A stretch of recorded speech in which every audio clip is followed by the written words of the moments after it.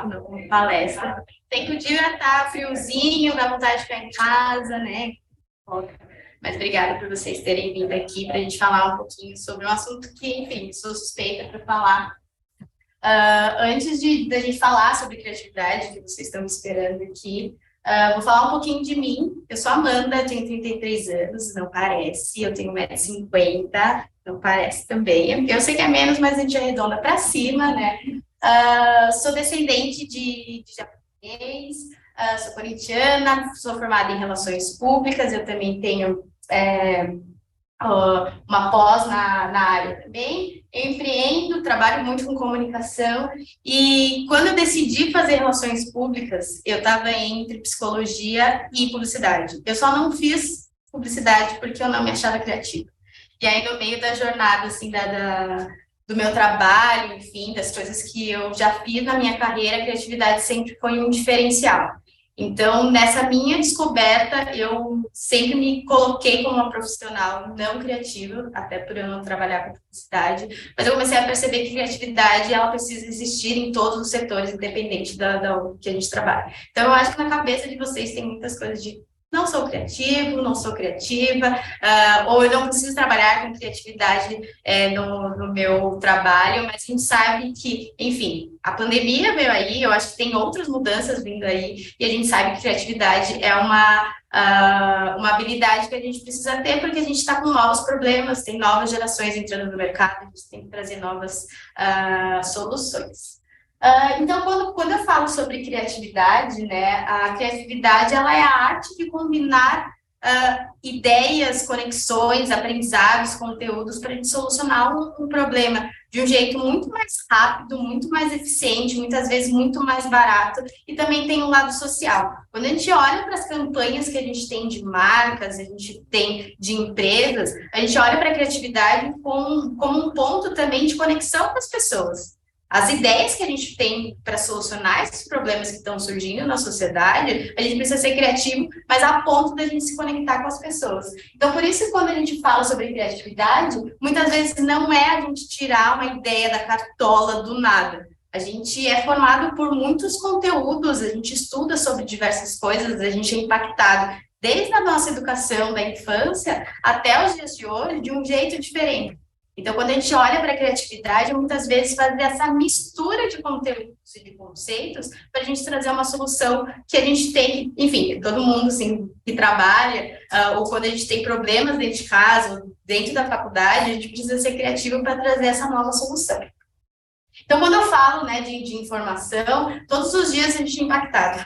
Toda hora a gente acorda, a primeira coisa que a gente faz é escovar os dentes? Não, é a gente pegar o celular para desligar o despertador e depois ler as notícias. E essas informações, por mais que a gente ache que são inúteis, não fazem sentido, isso muitas vezes entra na nossa cabeça de um jeito e pode ser um jeito da gente se informar sobre algum determinado assunto. Aquilo fica dentro da nossa cabeça e quando a gente começa a pensar mais sobre isso, ou estudar sobre essa informação ou essa temática, a gente começa a ter mais conhecimento sobre esse determinado assunto.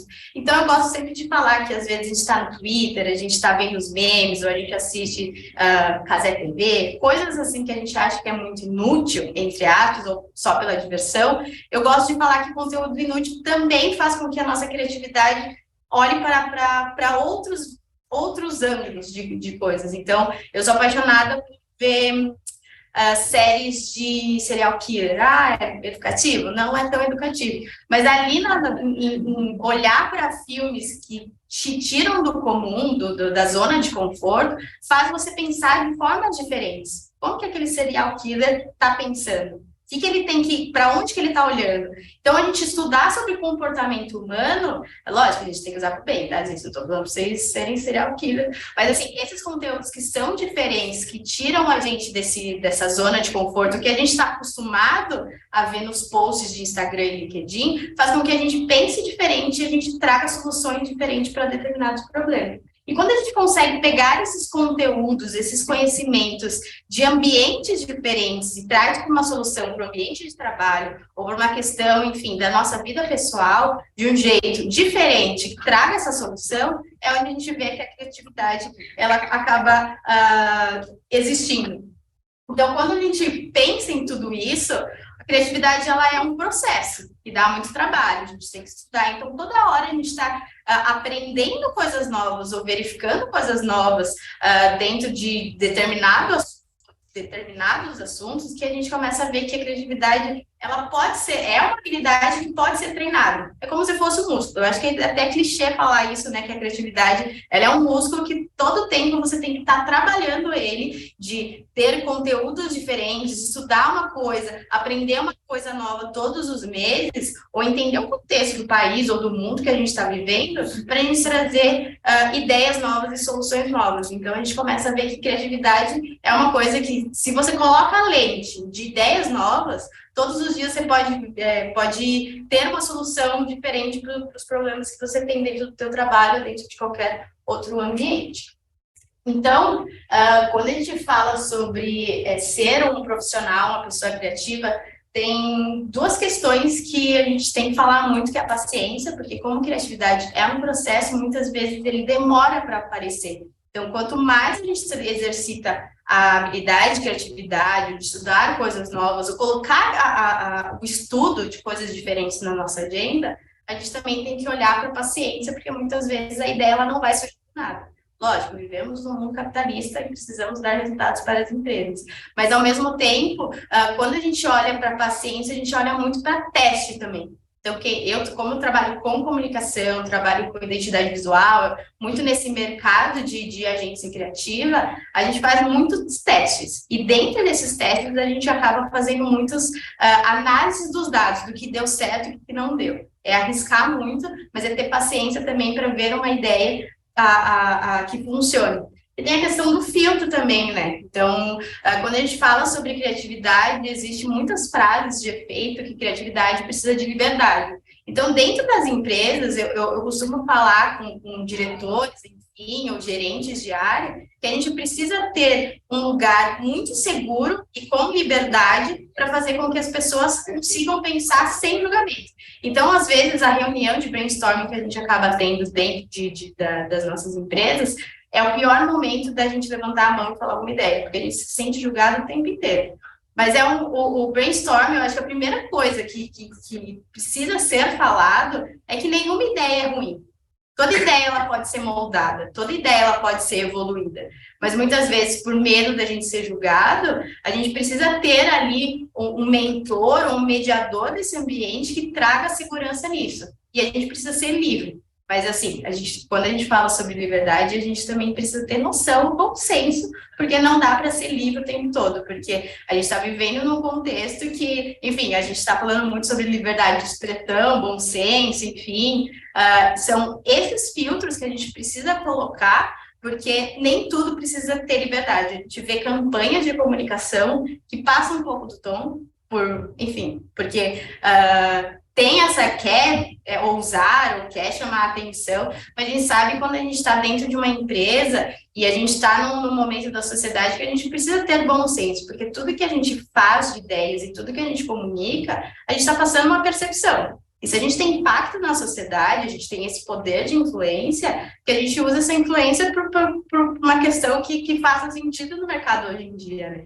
Então, eu acho que a pandemia veio num momento que a gente já estava nessa onda desse julgamento das redes sociais, da influência dos blogueiros. Então, a gente já sabia que ia vir esse momento de julgamento nas redes. Só que eu acho que a pandemia trouxe um momento de tanta atenção e tanto acesso ao mesmo tempo de muitas pessoas no momento de crise do mundo inteiro, que o julgamento e a era do cancelamento, ele surgiu e era... a gente já entendia que isso ia explodir de alguma forma. Eu acho que a era do cancelamento é um momento que a gente começa a avaliar e reavaliar os nossos propósitos, os nossos valores.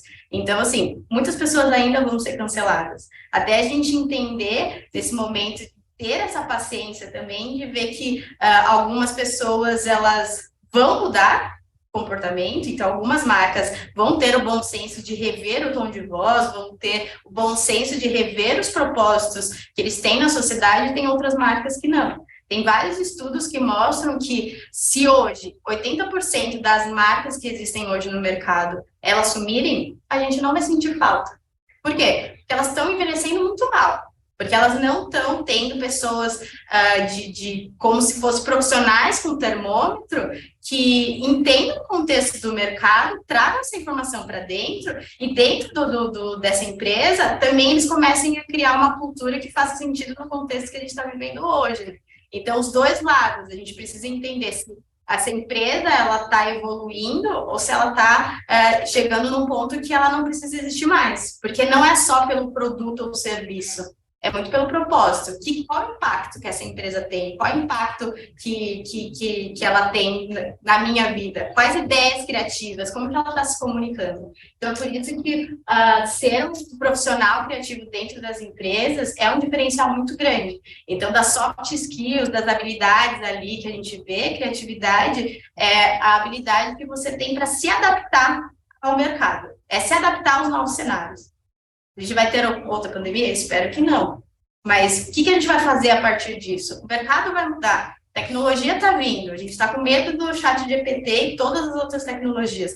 Como que eu vou ser um profissional humanizado, que pensa para as pessoas, de um jeito que a tecnologia não vá roubar o meu jeito de trabalhar, o meu jeito de pensar? É usando a criatividade que a gente faz conexões diferentes, que nem sempre o computador vai fazer isso por nós. Então, quando a gente fala sobre criatividade, a gente, muitas vezes, quando a gente coloca ali no Google, tá, eu quero ser uma pessoa criativa, o que eu tenho que fazer? Não existe uma receita de bolo, porque a criatividade são conexões diferentes que a gente faz dentro do nosso cérebro. Então, cada um aqui teve uma educação diferente, teve pais ou não teve pais, teve uma escola diferente. Hoje, eu e meus irmãos, apesar de a gente ter os mesmos pais, ter nascido na mesma casa, a gente foi para áreas completamente diferentes e a gente tem ideias completamente diferentes. Então, todo o nosso ambiente, todo o jeito que a gente é por dentro também, faz com que tenha um impacto diferente no nosso processo criativo. Então, o que a gente consome, os nossos hobbies, tudo isso faz parte do nosso jeito de pensar, todos os nossos valores. E também o lance da criatividade, ela não tem essa receita de bolo, porque o tempo todo a gente está mudando. É horrível a gente pensar isso, mas se vocês pensarem, a Amanda, de 10 anos atrás, era uma outra Amanda que está pensando de um jeito diferente. O que a gente teve na pandemia, a mudança de comportamento que a gente teve durante 2, 3 anos, é bizarro. A Amanda de 2019 ia soltar várias campanhas de um jeito. Pós-pandemia, tadinha, a Amanda de 2019 era uma escrota, idiota, assim, sabe? Então, é esse tipo de mudança que muitas vezes a gente não coloca na conta do nosso processo criativo. Tem valores que eu tinha antes que hoje não fazem sentido na sociedade. A gente está com outras gerações também, fazendo com que a gente reflita sobre comportamentos e reflita sobre esses novos problemas e essas novas demandas de um jeito completamente diferente. Hoje eu trabalho dentro de uma startup, uma consultoria para RH. A gente faz programas de estágio trainee, então são programas de entrada para jovens dentro do mercado de trabalho. Tem muitas empresas ainda, eu acho que a grande maioria, que quer olhar muito para o programa presencial. E aí, quando a gente vai cruzar os dados, muitos estagiários não querem ter os programas, querem pelo menos ter ali um modelo híbrido. Que, não preciso ir todos os dias, eu perco muito tempo. E a gente começa a ver que as empresas elas precisam mudar a mentalidade e a gente também precisa mostrar para o estudante qual é o melhor cenário. Mas como que a gente cruza essas vontades? Como que a gente cruza essas demandas? A gente começa a ver que o diferencial de antigamente era o salário, era a estabilidade, e hoje a gente olha para o mercado que não nos oferece tudo isso. E se a gente não olha para o jeito da empresa se comunicar, de um serviço que é bem feito, de pensando na sociedade como um todo, se a gente não tem essas ideias criativas de conexão com esse público, eu não vou querer trabalhar nessa empresa. Então, a gente olha a criatividade o tempo todo balançando a gente, porque a gente tem problemas o tempo todo aparecendo. É desesperador. Mas a gente olhando para a criatividade como uma ferramenta que vai nos ajudar a guiar ou ter essa possibilidade de muitas ideias, faz com que a gente ganhe mais segurança também, a gente como profissional no mercado, e a gente consiga se destacar. Então, comecem a pensar muito. Eu comecei a olhar muito para o meu passado. comecei a estudar muito minha cultura, entender as coisas. E comecei a ver que muitas coisas que eu não sabia, eu não entendia, eu não tinha interesse antes, fazem total diferença quando eu vou falar sobre criatividade, ou quando eu vou falar sobre determinado assunto. Comecei a buscar hobbies diferentes. Enfim, aqui na pandemia, quantas pessoas compraram vários cursos, livros que não leram, começaram a cozinhar. Então, tem esses momentos que a gente, muitas vezes, a gente não coloca na nossa agenda, mas são total diferencial para a gente buscar ideias novas, conceitos novos. Também no meio da pandemia, como eu comecei a falar mais sobre estudar mais sobre criatividade, e falar também de comunicação, posicionamento de marcas, eu comecei a ver que quando eu falava sobre criatividade, eu falava muito sobre criatividade assim, leia esse livro, ouça esse podcast, assista esse filme, esse documentário. E quando a gente olha para a criatividade, muitas vezes a criatividade está num lugar muito inacessível, muitas vezes de muito privilégio. Hoje a gente está dentro de uma faculdade que nem todo mundo tem o acesso. Mas como que a gente fala sobre criatividade? Ou como que a gente tem ideias criativas que sejam para todo mundo também? Então, muito dessa dor que eu tinha de falar para as pessoas, eu comecei a olhar outros sentidos que a gente tem, que a gente pode falar sobre criatividade, que muitas vezes a gente não usa. Quando a gente vai estudar sobre criatividade, a gente vai para o nosso básico. Ou a gente vai ler uma coisa, ou a gente vai ouvir uma música, ou ouvir um podcast, ou a gente vai assistir um filme, ou a gente vai para um museu. Mas será que todo mundo tem acesso a isso? A gente ouve também histórias muito legais de ideias criativas que nascem em comunidades, em favelas. São um dos lugares mais criativos, também por necessidade. Mas muitas ideias muito boas que nascem dentro desses ambientes, que a gente começa a ver as empresas olhando para a diversidade, querendo buscar profissionais de outros lugares diversos para trazer essas ideias para dentro de empresas e dentro das marcas também.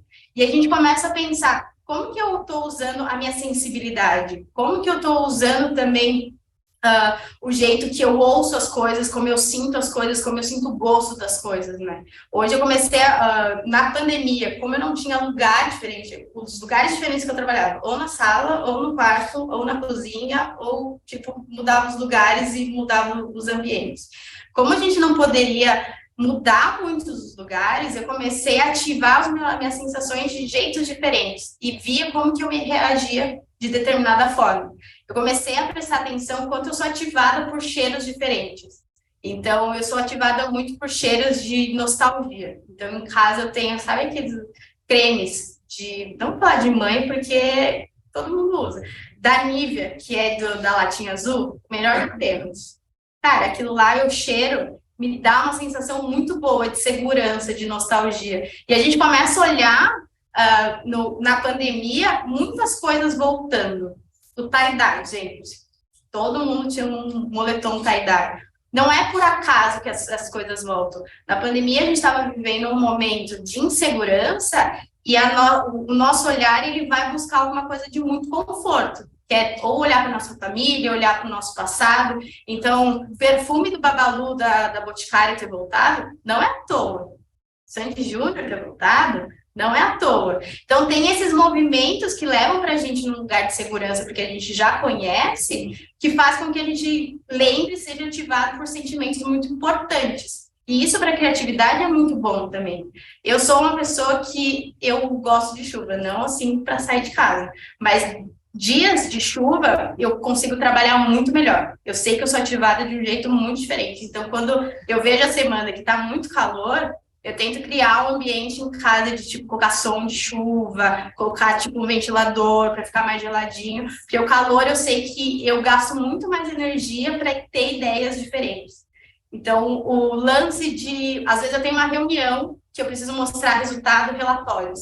Eu uso tênis em casa que aperta e eu sei que ativa o meu alerta. Então, eu fico muito mais segura dentro de casa para ter algum tipo de reunião. E eu comecei a perceber como que meu corpo reagia em determinadas situações. Então, o tecido da roupa que eu uso, às vezes a música que eu ouço, porque se eu vou trabalhar, eu não posso ouvir música com cantado, porque me tira um pouco do foco. Então, eu tenho uma determinada playlist para usar para ter preciso fazer algum relatório, preciso ter uma ideia, preciso escrever algum texto.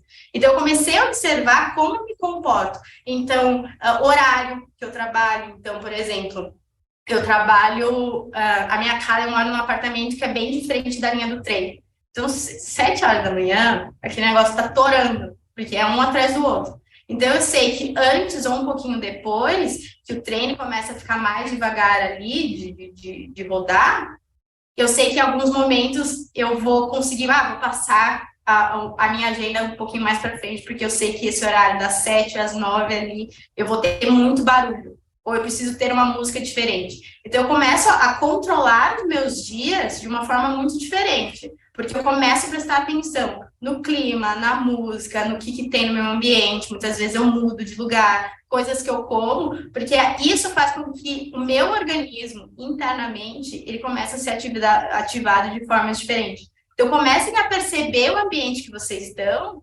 de clima, de música, de barulho, e como que vocês reagem a isso. Porque aí vocês, não é só ter ideias ou não, mas vocês começam a ver se a sua eficiência, o seu foco, ele muda. E aí você começa a ver que a sua produtividade ela é impactada pelo ambiente. Então, por isso que a gente começa a ver que o home office é um ambiente que a gente tem mais controle de mudar as coisas. Muitas vezes no trabalho a gente não consegue. Mas se a gente sabe que tem um ambiente que tem muitas pessoas falando, tá, eu vou mudar de lugar e vou trabalhar em outro ambiente, porque eu não funciono desse jeito, né? Então, quando a gente começa a ver um individual trabalhando nisso, é muito importante também. Porque muitas vezes a gente precisa se acostumar naquele ambiente. Mas aí você começa a olhar para a agenda de vocês de uma forma que, cara, isso daqui eu preciso focar, que eu preciso ter um ambiente mais silencioso. Ou não, eu consigo trabalhar com várias pessoas falando, então show. Então comecem a prestar atenção e anotar isso, porque aí vocês começam a desenhar mais o processo criativo de vocês. Então, quando a gente fala sobre tudo isso, do processo criativo, toda essa jornada, esse trabalho, muitas vezes ele é incoerente. A gente falou sobre liberdade, só que ter liberdade a gente também precisa ter noção ali, bom senso, que a gente precisa se guiar e ter limites nas nossas ideias, porque não adianta a gente jogar todas as ideias que a gente quer, porque muitas coisas podem não soar muito bem, às vezes é uma ideia muito cara, enfim, tem vários limites. A gente fala sobre tendências, mas a gente fala sobre nostalgia, a gente tem que olhar para frente, mas eu acho que o lance de olhar para trás também faz muito sentido para a gente entender os erros, entender os nossos acertos. A gente fala muito de instabilidade, porque a gente não sabe como que o mercado vai estar, a gente não sabe como que o contexto vai estar, mas a gente precisa ter o controle sobre isso, a gente precisa limitar as nossas dores também. Então, o processo criativo não tem uma receita de bolo, porque muitas vezes ele é incoerente. A gente não sabe se tem um começo, meio e fim. A gente não sabe se ali no meio a gente vai ter que voltar, porque o problema que a gente estava pensando que era para resolver não existe. É outro tipo de problema. Então, eu tenho que voltar ali no começo para entender se aquela pergunta do problema foi feita de forma correta. Então, olhar para todos esses caminhos, por isso que muitas vezes a gente se coloca no lugar que, não sou uma pessoa criativa, porque dá muito trabalho. A gente olha para o processo, porque a gente não tem não é que nem o Excel. O Excel também a gente pode ser criativo dentro das planilhas, mas a gente sabe que tem ali umas regrinhas que a gente tem que seguir. E muitas vezes a criatividade não. Só tem alguns comportamentos ali que a gente precisa colocar no nosso dia a dia e ver como que a gente funciona em cada questão. Então, criatividade, para mim, é a gente aceitar o inesperado, só que também a gente não contar só com ele. Então, muitas vezes, quando eu sinto que eu estou muito sobrecarregada, estou olhando muito para o problema e não consigo focar, se você vai dar uma caminhada e vai pensar em outras coisas, e vai lavar uma louça, vai lavar uma roupa, vai, passear com o cachorro, faz com que traga mais oxigênio para o teu cérebro e você começa a ter conexões diferentes. E isso, tecnicamente, estudos e pesquisas mostram que quando a gente sai muito do foco e a gente consegue ver o 360 de tudo, a gente consegue trazer soluções diferentes. Então, o lance de, tive uma ideia no chuveiro, não é à toa. Porque você está saindo do problema e está fazendo uma outra coisa, fazendo conexões de outras coisas. Então, muitas vezes no dia a dia, ter esses momentos de respiro, se vocês têm possibilidade, privilégio de ter esses momentos de respiro, é muito importante. Porque a criatividade, muitas vezes, ela vai vir numa roda de brainstorm, todo mundo vai dar uma ideia, mas muitas vezes, quando conta só contigo para trazer uma solução, você dá uma respirada, fazer outras coisas, trazer, sabe, rotinas diferentes no seu dia a dia. Se você tem essa possibilidade, façam isso. Tragam hobbies diferentes ou tragam coisas novas no dia a dia, porque aí a gente consegue enxergar o ambiente de forma diferente, a gente consegue fazer conexões de formas diferentes também. E aí eu vou trazer 2 cases, assim, muito, assim, de coisas inesperadas. Eu tive a chance de trabalhar com o Muricy, para quem não sabe, o Muricy Ramalho foi técnico de São Paulo, principalmente, para Fluminense. E aí eu tive o desafio de criar os conteúdos das redes sociais. Eu trabalhei muito como social media, enfim. E aí o Muricy é um cara que ele é muito durão, da mídia, tá, gente? Porque ele é muito legal, assim, no dia a dia. Só que ele não é uma pessoa que falava muito sobre a vida pessoal dele, não queria divulgar tantas coisas, tal. E ele tinha saído de São Paulo, hoje ele voltou, né, para aconselhar ali, mas ele ficou um tempo fora porque ele teve alguns problemas de saúde. E aí uma das ideias que eu tive foi criar um selo, que era um selo para a gente dar para os técnicos, porque os técnicos nem sempre eram valorizados. A gente sempre fala dos times, a gente sempre fala dos jogadores, e para o técnico a gente só xinga, ou pede para demitir. E aí, conversando, assim, eu tive a ideia de criar o selo Muricy, que foi uma ideia que era de um selo que rolava no Twitter, que era da Sandra Lemberg na época, que ela tinha feito um meme lá, falando sobre a deselegante, aí todo mundo postava isso no Twitter, e eu lembrei desse selo. Eu falei, tá, por que a gente não faz um selo do Muricy? Porque ele é um treinador, apesar de ser muito ligado ao São Paulo, ele é um técnico muito valorizado no futebol brasileiro, né? Todo mundo tinha muito respeito por ele. E aí a gente lançou isso nas redes sociais. Então a gente fez na Copa, a gente fez com vários técnicos, e os técnicos, entre os técnicos, eles brigavam para ver quem que era o técnico da rodada. E a ideia foi tão legal que isso foi um dos quadros do Globo Esporte. E aí depois de eu acho que quase um ano de trabalho, isso virou um quadro dentro do Globo Esporte. Então até o Muricy foi chamado, ele já era contratado da Globo, e aí eles fizeram esse quadro. Ganhei alguma coisa? Não ganhei, tá, gente? Só mostrei no meu LinkedIn. Foi ótimo também, mas foi um case muito legal. E ninguém me avisou que ia ter o quadro, assim, só depois que eu estava assistindo o Globo Esporte, que eu vi que tinha o selo. E o selo é igualzinho que eu tinha feito. Mas tudo bem, assim. Foi uma ideia, assim, muito inesperado, de uma coisa do Twitter, e eu passo muito tempo no Twitter vendo coisas que são inúteis, e eu consegui transformar numa coisa muito legal para o Muricy, que teve impacto na carreira dele também. Teve um outro case também que eu trabalhava muito com futebol e com música, e eu trabalhei com a Atitude 67, que é uma banda, enfim, da cerveja de garrafa, enfim, todo mundo cansou de ouvir essa música. Se vocês estão cansados, imagine eu, que era todos os dias que a gente trabalhava. Em 2019, o Atitude gravou o DVD, e a gente estava lançando os EPs, as músicas, né, nas redes sociais. E aí veio 2020, o ano da pandemia, e era onde eles tinham uma agenda gigantesca de shows, e a gente teve que desmarcar tudo, porque a gente, enfim, estava em pandemia, a gente não poderia fazer nada. Então, nosso único meio de conversar com o público era as redes sociais, era o único jeito. Então, a gente queria fazer o lançamento mesmo assim do DVD, que eram as músicas tanto no Spotify quanto YouTube, enfim, todas as plataformas de música, e a gente estava voltando com o Big Brother, que era uma aposta também da Globo. Ninguém sabia o que ia ser, estava todo mundo falando do Big Brother, e aí teve um dia, eu lembro exatamente como eu estava, como eu trabalho em comunicação, eu queria saber como que ia ser as ativações das marcas no Big Brother, então eu ficava muito tempo assistindo Big Brother. Então, assinava no Globoplay, essas coisas. Falava que era para o trabalho, para também que eu tinha muito o que fazer, né?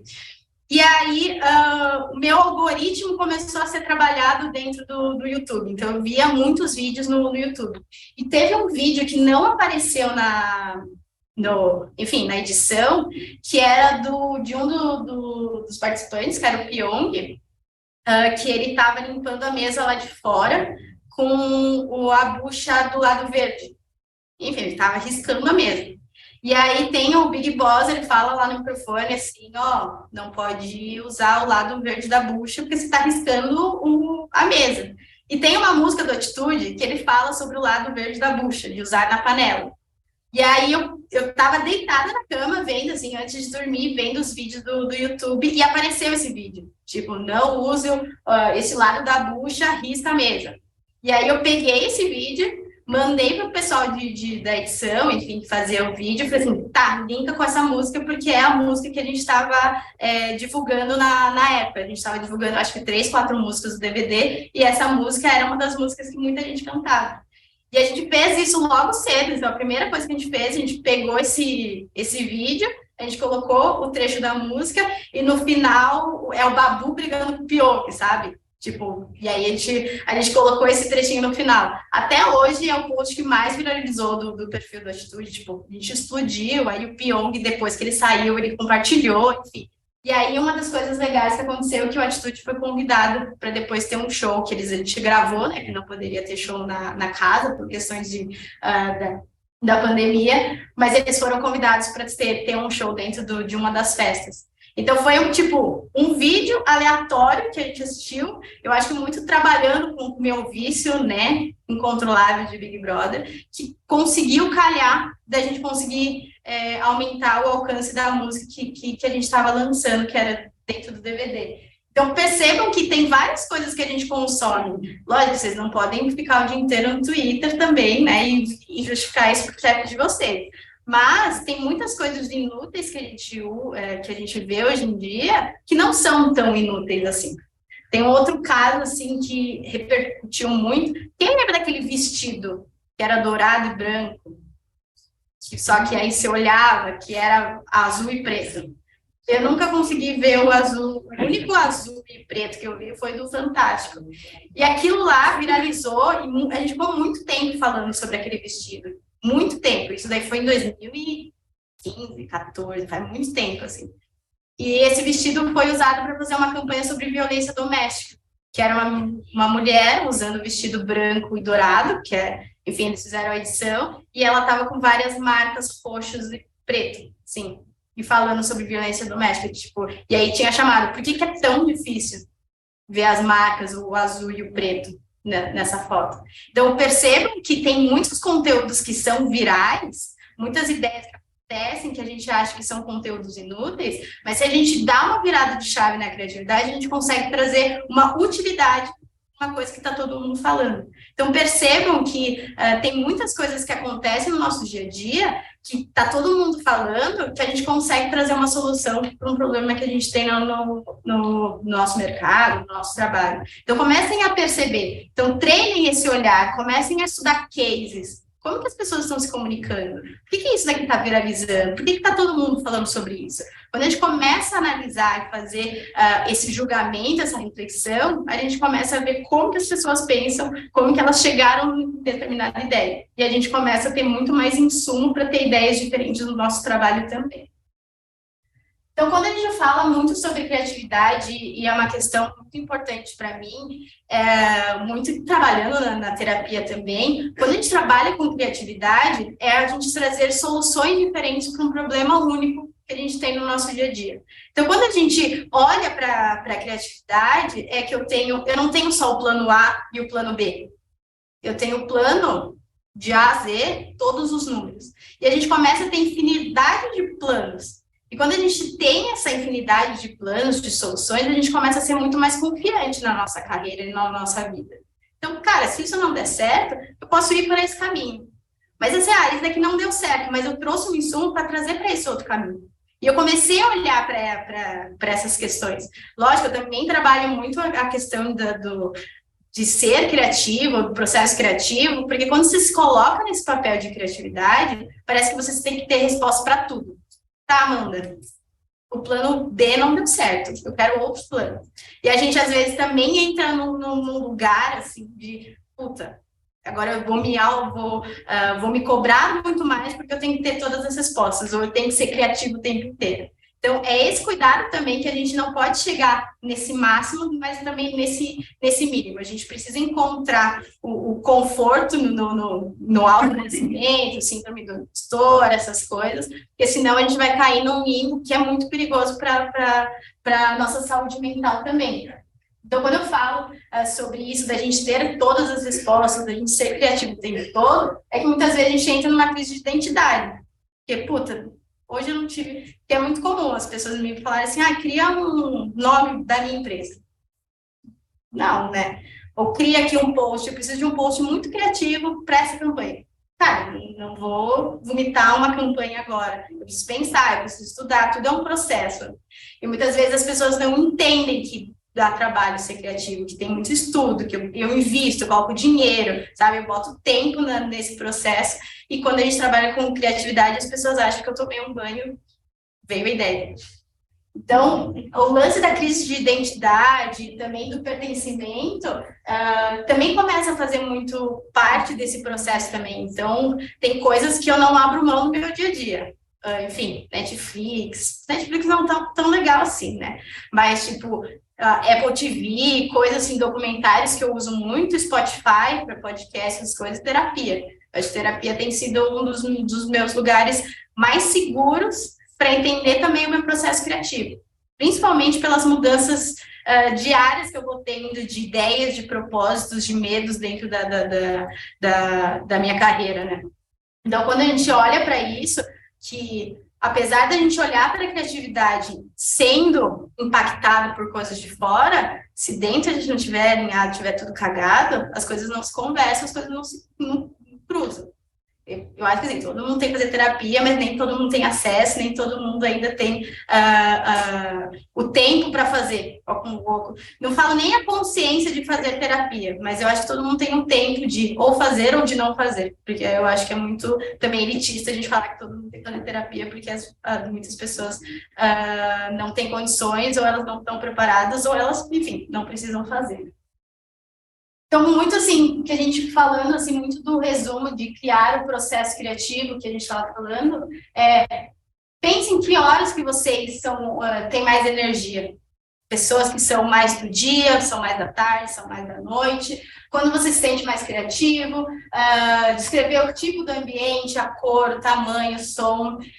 Se vocês gostam de encontrar inspiração mais no offline, mais no online, se vocês gostam de caminhar, de anotar mais a mão. Tá? Eu sou uma pessoa que sou meio híbrida, assim, porque eu vou anotando coisas no papel, coisas no celular, e aí eu esqueço onde eu anotei todas as coisas, assim. Então, tentei focar em algum ambiente, mas, assim, eu costumo ser muito visual, de post-it, de coisas coloridas. Eu uso muito a minha gata. Eu não era uma pessoa de gatos, tá? Eu gostava de cachorro. Lógico que eu não saía chutando gato, mas eu não era uma pessoa que tinha gato. E quando eu peguei a minha gata, foi muito uma quebra de tabu também, porque, gente, gatos acordam muito cedo. Acordam não, eles acordam você muito cedo. Então, 5 horas da manhã são um dos horários que eu mais olho pro celular e começo a escrever e ter ideias. Então, de manhã eu sou muito ativa, muito por causa da minha gata. Desgraça, né? Porque aí chega, tipo, 5 horas da tarde, que eu tô morrendo de sono, ela ainda está dormindo. Mas foi muito esse processo. Ela também me ajudou a muito criar o meu processo criativo pelos comportamentos que ela tinha. Então, no meio da pandemia, que a gente tem aquele desgaste, que a gente está muito para baixo, que foi um momento difícil para todo mundo, ela que me motivava muito a acordar, fazer coisas diferentes, sabe? De brincar, porque quem tem gato é meio inesperado. Os gatos têm rotina, mas eles são meio malucos, assim. Então, eu comecei a olhar e prestar atenção no meu processo criativo, muito no meu dia a dia. O que eu tenho? Quais são as ferramentas que eu tenho? E o que eu preciso fazer internamente? Então, criei também, depois eu posso mandar esse material para vocês, criei um diagrama com coisas que me faltam. Então, eu preciso falar com pessoas diferentes de mim. A gente peneirou muitas pessoas no nosso dia a dia para ver questões políticas, assim, que a gente não gosta, mas eu tenho um jeito, assim, de não manter essas pessoas, sabe, eu não sou amiga, enfim, de tomar cerveja, mas eu mantenho essas pessoas perto de mim muito para eu ver pontos pontos de vista diferentes. Isso, para mim, é um jeito também de olhar como eu estou pensando, sair da minha zona de conforto e ter olhares diferentes sobre determinado assunto. Então, quando eu olho para a minha rede, isso é muito importante também. Ver pessoas diversas, com pensamentos diversos, para eu ter ideias diversas também. Mas depois eu mando esse material que tem outras perguntinhas também.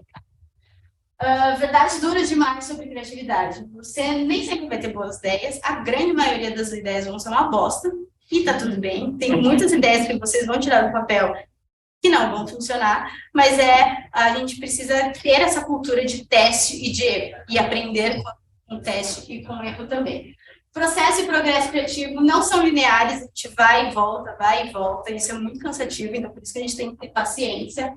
Assim como tudo na vida, a criatividade leva tempo, então a gente, não vou falar de geração, porque eu acho que a nossa geração como um todo, a gente está muito ansiando por coisas muito rápido, então num clique no celular a gente já tem todas as respostas, então criatividade nem sempre vai ser isso, a gente vai se frustrar, a gente vai se questionar, a gente vai achar que a gente é um profissional muito ruim, que não vai ter mercado presente, mas aí, né, a gente vai trabalhando com a nossa vida síndrome da impostora. Os outros vão achar que é fácil ter ideia, então, tipo, ideias o tempo todo. Paciência é um ingrediente essencial no tempo de modo automático. E o perfeccionismo vai ativar o bloqueio criativo. Então, a gente sempre espera que tudo esteja muito perfeitinho. A gente quer ter a garantia que isso vai dar certo. Tem um plano, se a gente for perfeccionista. Não é nem perfeccionista demais, porque o perfeccionismo já é demais. Vai te bloquear em muitas coisas. Vocês nunca vão achar que uma ideia é boa, vocês nunca vão testar, porque a gente sempre vai estar atrás de uma coisa muito perfeita, e o perfeito a gente nunca vai conseguir chegar. Então, quando a gente olha para os nossos entendimentos internos e as nossas interações externas, a gente começa a ver uma potência criativa muito maior. Então, a gente trabalhar internamente, entendendo como a gente funciona, quais são os nossos propósitos, o que a gente quer da nossa vida, e ver as interações que a gente tem no nosso dia a dia, a gente cruzar essas informações, a gente tem ideias muito mais legais que fazem sentido no contexto que a gente está vivendo. Então, percebam como que vocês estão cuidando da cabeça, da mentalidade, da saúde mental de vocês e o que vocês estão consumindo. Se vocês estão consumindo coisas que só vocês gostam, ou se vocês estão consumindo outras coisas importantes também que façam sentido vocês entenderem como que o mundo está funcionando. Tem assuntos que vão ser muito difíceis de entender e aí vai ter várias coisas que já vai passar o tempo, a gente vai se sentir velho em algumas coisas, mas a gente precisa entender por que o mundo está indo para esse lugar, por que o mundo está pensando assim, e a gente entender como que a gente pode ser inserido nesse contexto também. Então, quando a gente vê várias potências criativas, quando eu falo de diversidade, a gente tem uma revolução criativa. Por isso que a gente tem que falar com pessoas diferentes, por isso que a gente tem que consumir coisas diferentes. Quando a gente vê potências criativas de ambientes diferentes, a gente consegue fazer uma revolução, que é necessário de hoje. Então, quando a gente está falando de tecnologia, de comunicação, de criatividade, a gente não pode ter medo da tecnologia nesse processo. A gente precisa usar a tecnologia como um aliado, não, como uma ferramenta que vai nos ajudar como um passo de evolução da sociedade. Então, quando a gente soma a criatividade e a gente vê durante esse processo de criatividade que alguma coisa pode ser robotizada, cara, o ChatGPT é uma ferramenta que eu uso todos os dias, porque ele me ajuda a ter outras ideias. Ideias e conexões que eu não tenho. E aí ele começa a me dar várias soluções diferentes. Mas eu que vou pegar aquelas ideias e vou colocar no meu dia a dia. Como eu consigo colocar ideias diferentes no ChatGPT? Eu tenho que fazer as perguntas certas. E as minhas perguntas, elas precisam ser humanizadas. Então, eu acho que a coisa que mais a gente precisa entender sobre criatividade é que a gente precisa colocar o ser humano no centro. Todas as nossas decisões, todas as nossas comunicações, tudo que a gente for pensar de campanhas, de ideias, de soluções, o ser humano ele tem que estar no meio. Por isso que a gente, o lance desse terrorismo que a gente tem da tecnologia, ele dá medo, mas quando a gente coloca o ser humano dentro e no centro das nossas decisões, a gente começa a perder esse medo. A gente tem que robotizar o que precisa ser robotizado e inovar onde a gente precisa inovar. Então, a gente colocando o ser humano no meio, a gente vê que a ferramenta não é o final. A ferramenta é só o meio de eu me conectar com essa pessoa. A ferramenta é só um meio de criar outras respostas para impactar a pessoa.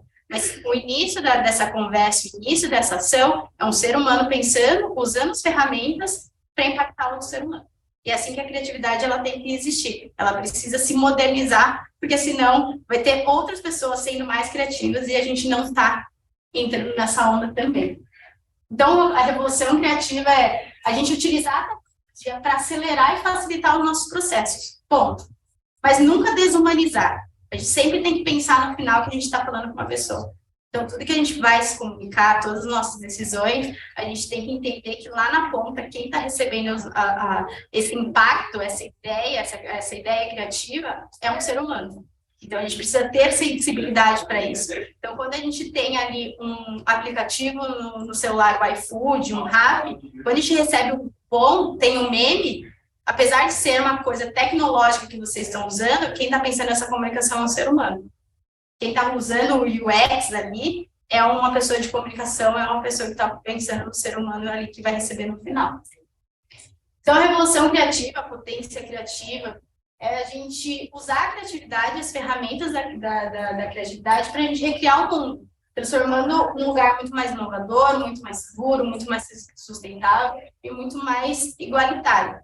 Então, para mim, criatividade é a soma de ideia, de comunicação e de propósito, sendo ferramentas para impactar pessoas. E pessoas mudam. E é isso, gente. Muito obrigada.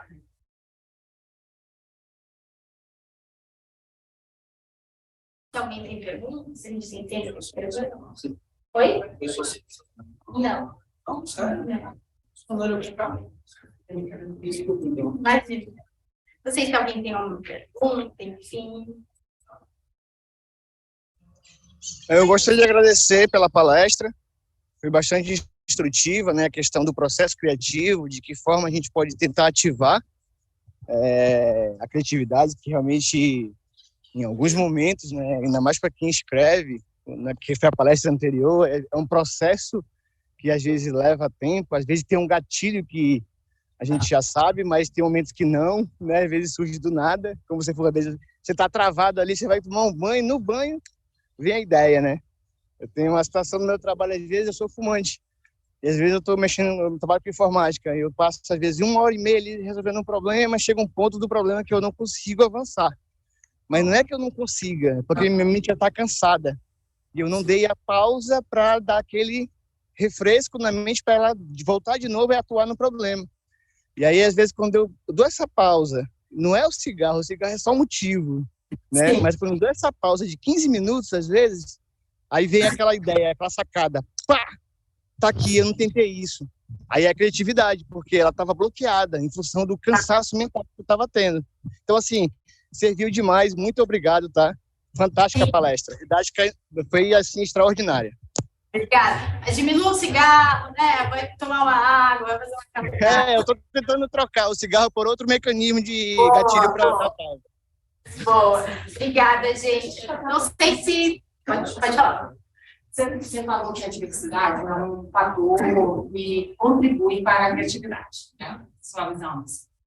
Mas no mundo que a gente está cada vez mais nichado, no mundo onde a gente tem mais do diferente, né? Essa é a 14ª palestra que eu estou vendo desde segunda-feira. Normalmente, a gente já até me conhece, eu falo isso toda a palestra. Normalmente, eu sou a única pessoa preta na sala.